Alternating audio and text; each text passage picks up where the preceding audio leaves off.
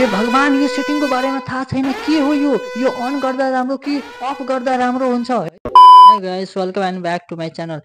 साथीहरू, आज म टिकटकको 5वटा महत्त्वपूर्ण सेटिङको बारेमा जानकारी दिन गइरहेको छु हैन। त्यसैले भिडियो पहिले लाइक गरिदिनु होला। यदि तपाईहरु च्यानलमा नयाँ हुनुहुन्छ भने च्यानल सब्स्क्राइब गर्न नबिर्सनु होला अनि साइडमा रहेको बेल आइकन प्रेस गरेर अलमा सिलेक्ट गरिदिनु होला। साथीहरू, यो 5वटा सेटिङ यदि तपाई गर्नुभयो भने हैन, तपाईको भिडियो भाइरल हुने पनि चान्स हुन्छ हैन। त्यसैले भिडियो स्किप नगर्नु होला। भिडियो सुरुदेखि अन्तिमसम्म हेर्नु होला। तपाईलाई सबै कुरा थाहा हुन्छ।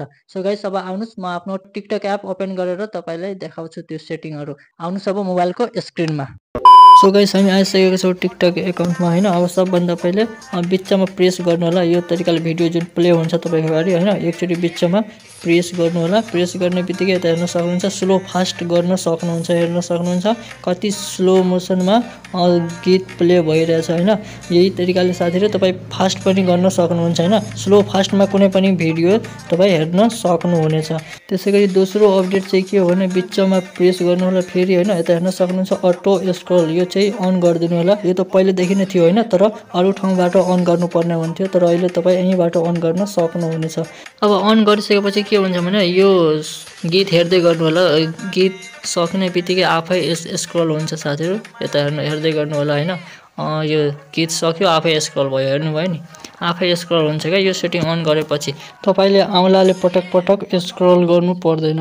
अब तेस्रो सेटिङ चाहिँ के हो भने बिचमा प्रेस गर्नु होला फेरि हैन। त्यसपछि यता हेर्न सक्नुहुन्छ पिक्चर इन पिक्चर, यो पिक्चर इन पिक्चरमा क्लिक गर्नुपर्ने हुन्छ साथीहरु। यसमा क्लिक गर्दा चाहिँ के हुन्छ तपाईहरु हेर्दै गर्नुहोला। जस्ट यसमा क्लिक गरे हैन, यता हेर्न सक्नुहुन्छ साथीहरु तपाई भिडियो पनि जुन टिकटकमा भिडियो तपाई प्ले गर्नुभएको थियो हैन, त्यो भिडियो पनि हेर्न सक्नुहुन्छ अनि अरु काम पनि तपाई गर्न सक्नुहुन्छ। अब फेरि टिकटकको ड्याशबोर्डमा छिर्नले यहाँ क्लिक गरिदिनु होला। क्लिक गर्ने बित्तिकै तपाई टिकटकको ड्याशबोर्डमा आउनुहुन्छ हैन। जस्तै हेर्न सक्नुहुन्छ भिडियो अलरेडी प्ले भइरहेछ। अब चौथो सेटिङ जान्नको लागि आफ्नो प्रोफाइलमा जानु होला अनि यो चाहिँ मेरो टिकटक एकाउन्टको साथीहरु, मलाई फलो गर्नुभएको छैन भने फलो गर्नु होला। त्यसपछि थ्री डटमा क्लिक गर्नु होला, सेटिङ एन्ड प्राइभेसीमा क्लिक गरिदिनु होला अनि अलिकति स्क्रल डाउन गर्नुपर्ने हुन्छ तपाईलाई। त्यसपछि हेर्न सक्नुहुन्छ एसेबिलिटी, यसमा क्लिक गरिदिनु होला अनि एनिमेटेड थम्बनेल अन गरिदिनु होला। मेरोमा अन छ हैन, म अलरेडी अन गरेर राखेको छु हैन। यो अन गर्दा चाहिँ के हुन्छ भने तपाई जुनसुकै भिडियो टिकटकमा पोस्ट गर्नुहुन्छ हैन, सबै यो तरिकाले देखाउँछ। जस्तै हेर्न सक्नुहुन्छ साइडमा हैन, यो तरिकाले देखिन्छ अनि तपाईको भिडियो पनि अट्र्याक्टिभ देखिन्छ हैन, भाइरल हुने चान्स हुन्छ।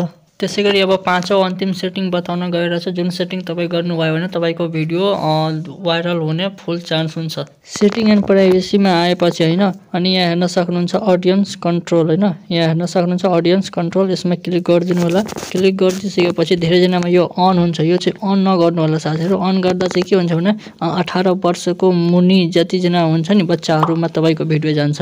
त्यही भएर यो अफ गरेर राख्नु होला। हस् त साथीहरु, आजको भिडियोमा यति नै। भिडियो मन परेको छ भने एक लाइक गरेर च्यानल सब्स्क्राइब गरिदिनु होला अनि तपाईको मनमा यदि कुनै प्रश्न छ भने कमेन्ट सेक्सनमा सोध्नु होला। अहिलेको लागि यति नै एन्ड यो 4वटा भिडियोमा कुनै एउटामा क्लिक गरेर हेर्नु होला। अहिलेको लागि यति नै एन्ड बाइ बाइ।